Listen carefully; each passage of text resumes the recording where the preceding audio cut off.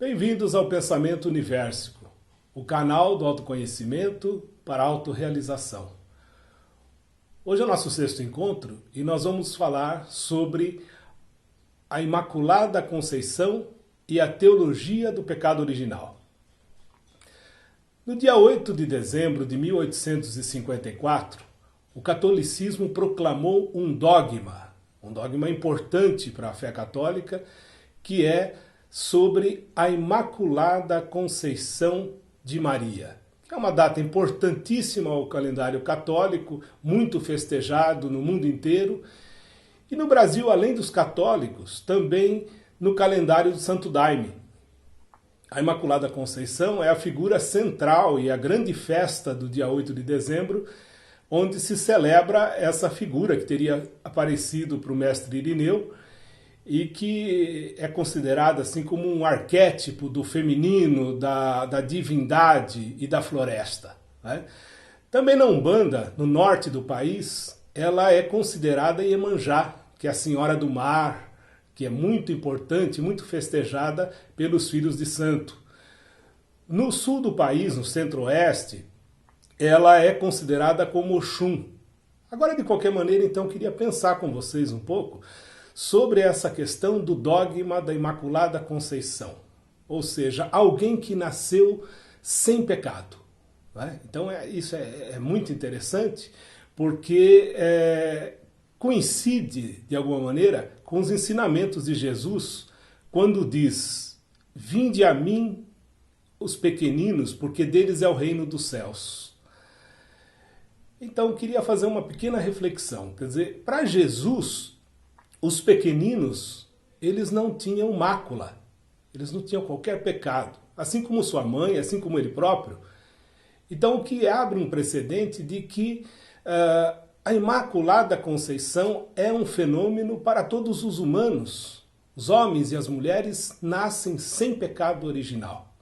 Mas daí de onde é que vem essa doutrina restritiva, como se nós tivéssemos nascido com algum pecado de origem, né? Então eu acho que abre duas ideias aqui, não é? A primeira é que o nascimento de qualquer ser humano é um nascimento que a gente vem de um encontro amoroso de um homem e de uma mulher, ou, portanto, então, pela sexualidade, a sexualidade humana e a sexualidade dos animais de uma maneira geral.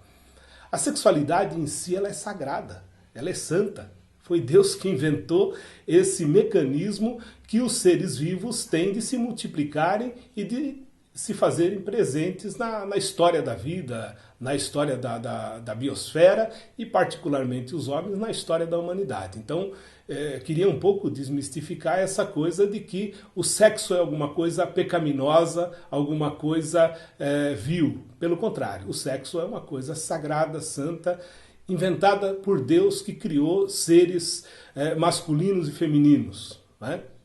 Então, o nascimento em si, ele é livre de qualquer mácula. Mas aí então tem a história do pecado original. Se nossos pais não pecaram, então há um pecado de fonte. Então é como se nós tivéssemos todos nascidos com defeito de fábrica.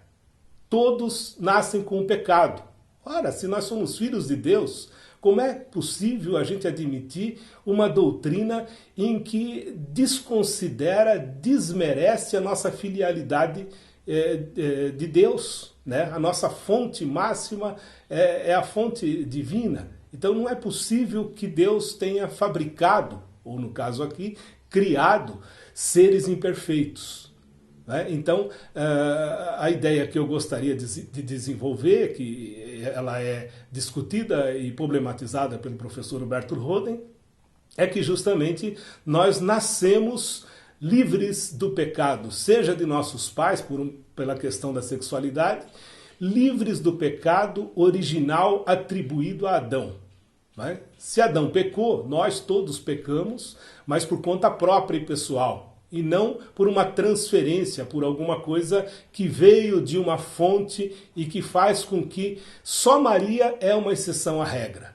Então Maria, claro, ela merece todo o nosso respeito, toda a nossa imitação pela sua virtude, sua santidade, mas não porque ela tenha, por exceção, nascida diferentemente do nosso próprio processo de nascimento. Então todos nós somos nascidos de uma imaculada conceição.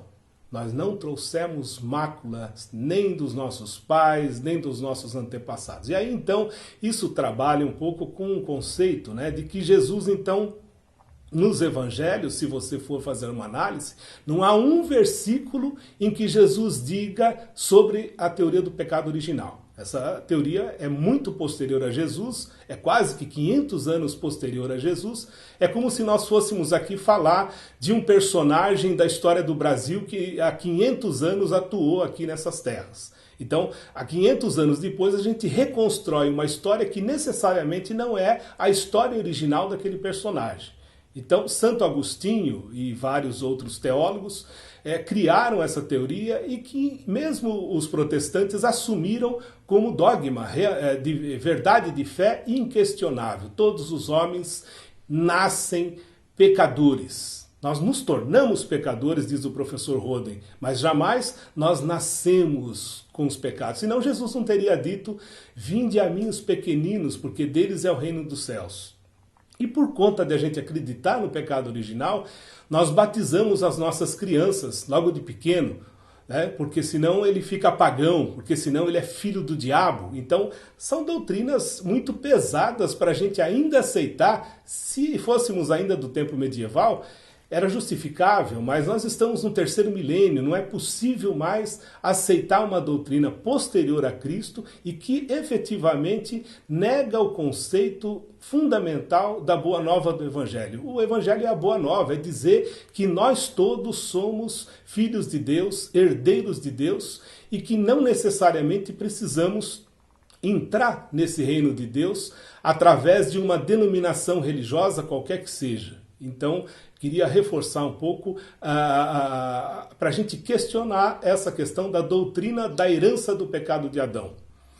Uma outra questão que fica muito fortemente questionada a partir disso é a doutrina da predestinação de um povo eleito.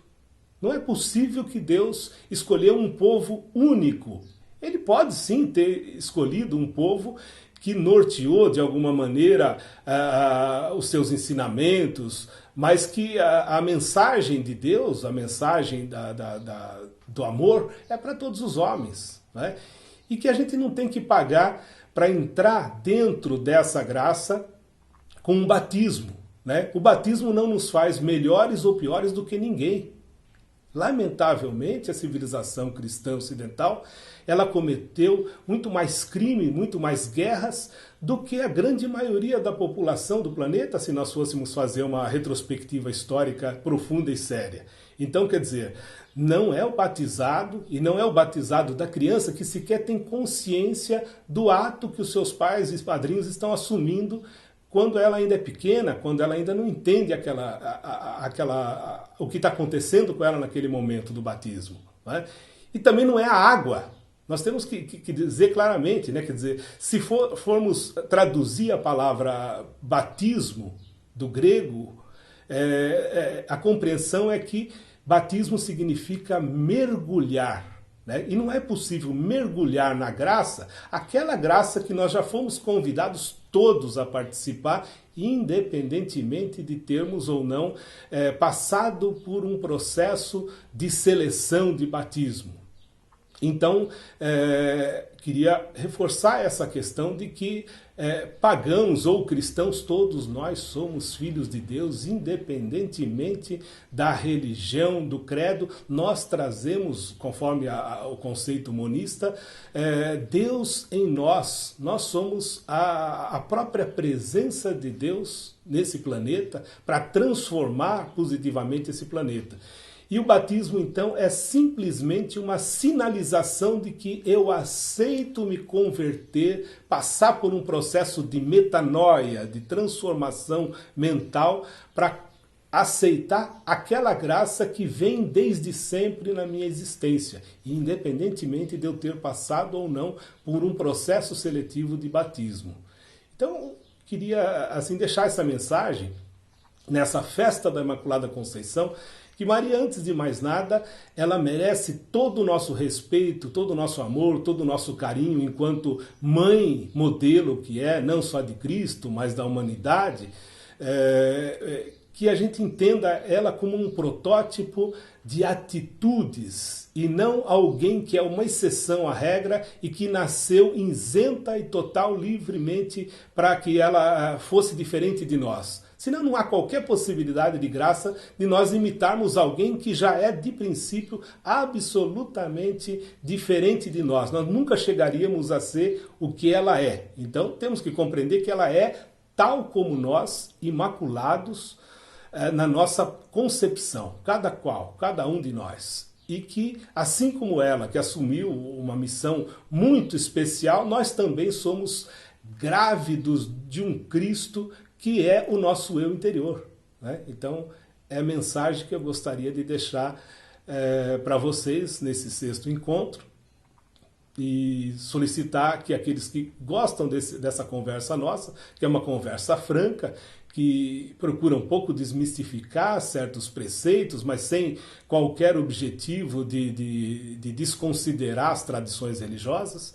Se você está apoiando essa experiência nossa desses encontros, continue então conosco, né, se inscrevendo no canal YouTube, comentando aquilo que você acha importante, compartilhando com os teus amigos e vamos continuando então nessa experiência. Então vamos viver a nossa Imaculada Conceição, todos nós.